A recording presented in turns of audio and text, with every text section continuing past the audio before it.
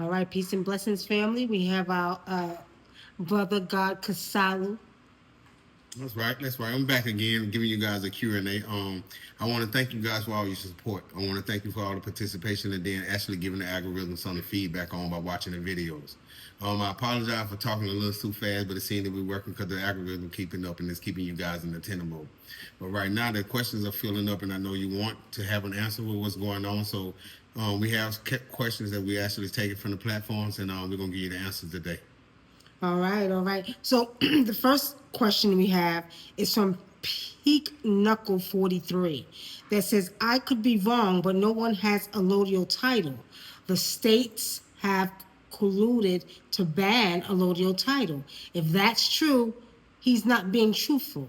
We should have allodial title rights, but the states refuse to recognize ownership without abstraction. What do you have to say to that? He's kind of right, but like I say, a allodial title is being transferred in the form of a warranty and a security deed right now. A allodial title is supreme title of the land, but you know what I'm saying? You have no control of you being on allodial title because you have no control of your exemplification from record. So your allodial title, you guys call it a birth bond or a birth certificate, is not at the vital records department. How can a bond giving you a allodial title over a person be held at a place where they only sell paperwork? If you want to look for a bond and it has your capital letter name as fashion on it, you're going to have to go to the Security Exchange Commission where bonds are held. So a allodial title will be acquired from the Security Exchange Commission, not from the Vital Records Department. The state is trying to ban the allodial title when you're speaking in the form of residence in the homes, but they can't override it because it's still going to stand up as a warranty and security deed. So as long as you have a allodial title over yourself in the form of exemplification from record, that will be the strong standing that the state won't have nothing to do against you with. Okay, there you have it. All right, so our next question is from, let me see, it's not saying, is it the iconic, accomplished, that's the name. Iconic says, so, trust this. Banks are all crooks, and Congress allows it, even though Congress allowed the government to borrow from the United States. So we are in the United States, which mean they borrowed from us due to the fact that we took a picture of that. The government transferred their obligations to us. Your question kind of confusing, but I can understand what you're trying to say. What is happening is the back of the cusp of when we are born. You know what I'm saying? We are born. The government can lean and they can do all this. Banks are crooks. That's true. If a bank is crook, then you know how to deal with that crook. And the only way that you can deal with that crook is in the form of a corporation that look white and sound white on paper. You can't go in that bank as your personal self and deal with them commercially. So I would kind of say what you're saying is true, but it's not true in the essence of all banks. You know what I'm saying? You really kind of confused me with that one. You know what I'm saying? And the banks and the trusts, but I don't. It's sort of like I can't compute the answer. You know what I mean? Matter of fact, I can't compute the answer. Let me look at your question again. Oh, go back. You tried. You tried. Right there. All right. Is it cut off? So trust this, banks are all crooks and Congress allows it. True. They actually allows it under the HJR 192 of 1933. That's why the banking acts, because there is no money. So when there's no money, we have to fall into a place where we utilize security, notes, bonds, and those things for funds. We don't do that because we're in a personal world trying to operate in a commerce opportunity. And even though Congress allowed the government to borrow from the United States, they're doing it on the back of your birth bond.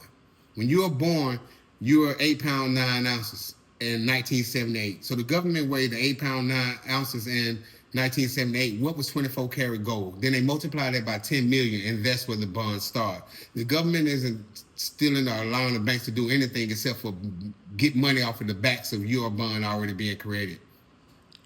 We are in the United States, meaning that they borrow us, and due to the fact that government has transferred their obligation. They only do that when they transfer on a mortgage note.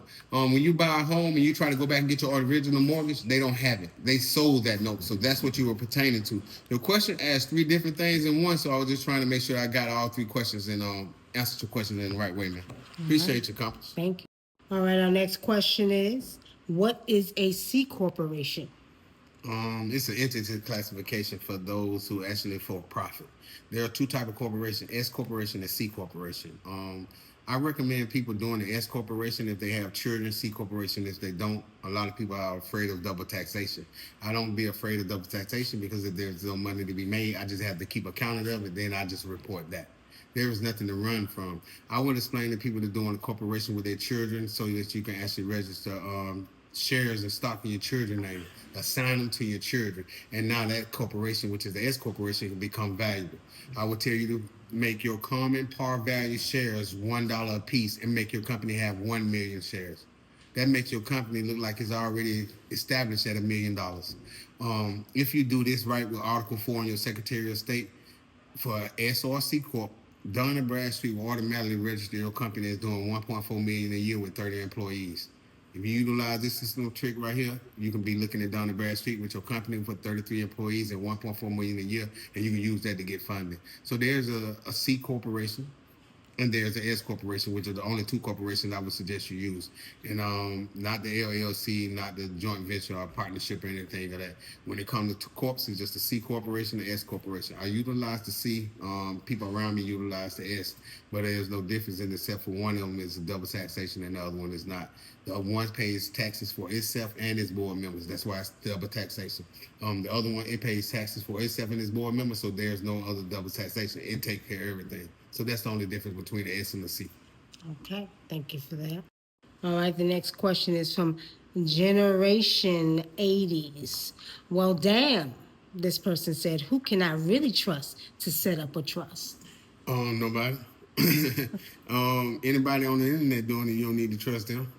You need to be going to a law firm that has asset management type of capabilities. They advertise that they do fiduciary trust services and estate management. That's where you want to set up a trust. If you're going to go to one of these high companies that I just mentioned to get the trust, just tell them to structure the trust and that you have no assets, but make it structured to when you get assets, you can transfer them in there so that you'll be able to get the best trust at the best price without it having paying for it, say it's manipulated or complicated because you added a lot of things into it. Don't trust nobody on the internet selling the trust, because if they were telling you they were selling the trust, they wouldn't be telling you. Trust is a private business. If they're saying they're an estate attorney, a lawyer in that form, that's how you find out about the trusts. Anybody advertising it, don't get into all that. I think the best thing for you to do is get a trust set up after your foundation. So you want to find somebody to do your foundation and your trust and your religious organization amendment, organization. That's what you want, those three things. All right, thank you for that. All right, next question is, and the last question, your social security number is connected to a trust. Social security numbers and private trusts. Social security numbers are linked to private trusts, indicating individuals have a rightful claim to their financial identities and associated funds as supported by the Social Security Act 42 U.S.C. 408. Wow, sounds good for those with itching ears. But what I'm trying to tell you, what he was trying to explain was regurgitated vomit. Not in saying your comment was offensive, so I'm just saying your comment had two structures. One of them saying, you know what I'm saying, about what is true, and then the other one is about Social Security. So the first part of your question, true. Your Social Security number is attached to a CUSA number on the back of your Social Security card that is attached to your birth bond that is equivalent to a value to your capital letter name. That is true. It's just not at the birth certificate department. And the second part of your question was referring not to that, but you mixed the Social Security statutes and codes with it for a person that worked to receive Social Security in the future. I wouldn't be the worker. Those are two different conversations. The first conversation is based off the back of your birth bond, so I was kind of happy you asked that. There is an account set up for you, but it's not for you to spend on. It's an account for you to take possession of and then offset the debt. So when somebody say they have a $500 million bond, they don't have that. They were supposed to get that bond and start offsetting that $500 million from the public debt system so Uncle Sam can recognize that and start living in the form of returning in receipts for recoupment and the tax credits out of yourself living as a business expense. Now, as far as you working and receiving Social Security benefits under the statute or what the government set up, that is for a ward of the state, a law-abiding person or a citizen, somebody who worked. That is an account set up with your Social Security number that if you work a certain couple of hours, there is a Social Security account set up for you to receive Social Security benefits. That's a whole different conversation. What I'm talking about is the CUSIP, the birth bond, the exemplification from record, which I would call the collateralized bond, the loan birth bond certificate, all those names. That entity is not at the Vital Records Department, that is at the Security Exchange Commission. So that's what you kind of want to focus on when you're getting into this realm. The other part about being into it with the Social Security, that's if you're going to be a worker. Okay. All right. All right. We're going to wrap up the Q&A with our brother Consuelo. Right. I'll let y'all get out of here with a few tidbits. One, you know what I'm saying? Look outside the LLC. LLC stands for Limited Liability Company. Don't open up the limited liability company, because then you got to go ahead and then show forth why the other 50% of the liability need to be covered by your Social Security number, some collateral, some funds in your bank account, and your credit. See, I'm trying to teach you how to be outside of the corporation. There is no box, so I don't think outside the box, because there never was one. What I need you to do is structure the corporation to look white, sound white, to go in the white bank with your white paperwork, to get white money with your black self. And that ain't hard if you just actually strategically step out of the business and take your feelings out of it. Every business should be named after you, named after family, trying to establish some black pride or something, because you know why? The banks don't recognize that. What made you think they were going to fund your black business anyway? What you need to do is be stepping out of it and pulling into it. And if you're in real estate, use your middle initial and your children's middle initial to make up a company called ABC Residential Development Group, ABC Investment Holdings, because it sounds white on paper. And then when you go in the white bank, guess what? ABC Investment Development Group don't look like it sound like your black self. So I will teach you to, hey, structure your corporation based on names to go in here to trick the algorithm. The algorithm is what we're trying to trick. When they ask for your name, put the company name with INC behind it. When they ask for the date of the company, you put the birth date of the company, the date the company started. When they ask for EIN, that's where the social department goes. So when it's saying social, you put the EIN without the dashes. When they ask for the address, and here's the kicker, stop using virtual addresses. Banks don't fund them, not home addresses. You have to go ahead and spend some money on getting a real brick and mortar building for you to have your office in, and you're going to get some funding. There are companies out here that offer you that opportunity just like a virtual office without being classified as a virtual office through the zoning department. Then when they ask you for your phone number, put that $14 phone I told you to buy from Walgreens, from AT&T, prepaid phone. And then when it comes to your name, write authorized representative. When you do these things and then y'all put the application back, do you know that the machine think it created it? Because there's no emotional responses in the application input. Everything that was input was in the form of a commercial property. So they will give it credit because they think it created it.